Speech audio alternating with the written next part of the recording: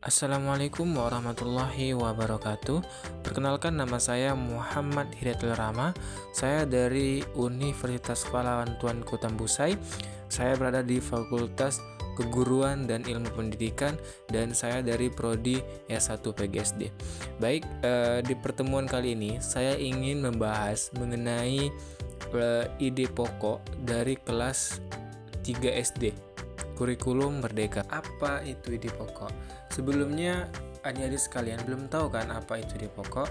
Nah, kita akan membahas mengenai ide pokok. Nah, perlu adik-adik ketahui, ide pokok itu adalah ide yang menjadi pokok pengembangan sebuah paragraf. Dengan mengetahui ide pokok, kita lebih mudah untuk menyimpulkan sebuah informasi. Nah, perlu adik-adik ketahui, ide pokok juga memiliki nama lain. Yang pertama, ada yang namanya pokok pikiran. Yang kedua, pikiran utama. Yang ketiga, gagasan pokok. Yang keempat, kalimat utama. Ide pokok juga memiliki letak. Nah, ide pokok itu biasanya letaknya biasanya di awal atau di akhir paragraf. Yang pertama ada yang namanya paragraf dedukatif. Paragraf ini ide pokoknya tuh di awal paragraf. Nah, kalimat berikutnya adalah kalimat berikutnya adalah kalimat penjelas. Nah, yang kedua paragraf edukatif. Paragraf edukatif ini kebalikannya, ide pokok di akhir paragrafnya. Nah, pada akhir paragraf biasanya dalam bentuk kesimpulan.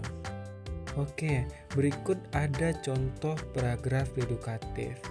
Contohnya ialah makhluk hidup merupakan air dan makanan untuk bertahan hidup.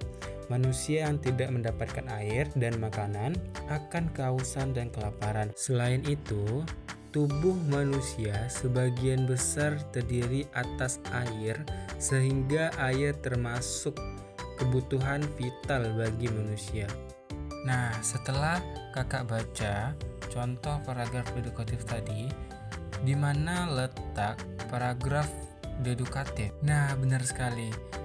Paragraf dedukatif ialah makhluk hidup yang memerlukan air dan makanan yang sudah kakak beri warna hitam. Itu adalah paragraf dedukatif. Selanjutnya, kakak akan membacakan contoh dari paragraf indukatif. Jika ada siswa yang melanggar aturan kelas, sanksi yang sudah disepakati wajib diberikan kepada pelanggar.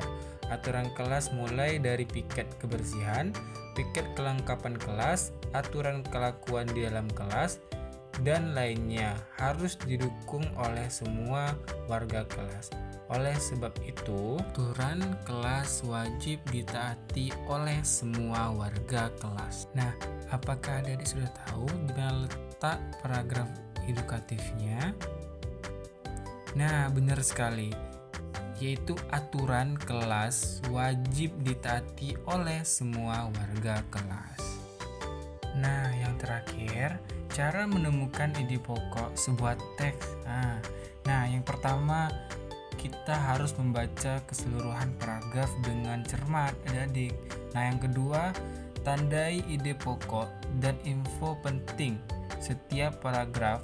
Yang ketiga, simpulkan ide pokok dari seluruh paragraf menggunakan kalimat yang efektif. Oke, terima kasih kepada adik-adik atas perhatian dan partisipasi dalam refleksi pembelajaran ini. Semoga kita menjadi inspirasi di masa depan. Nah, mungkin segitu dulu. Wassalamualaikum warahmatullahi wabarakatuh.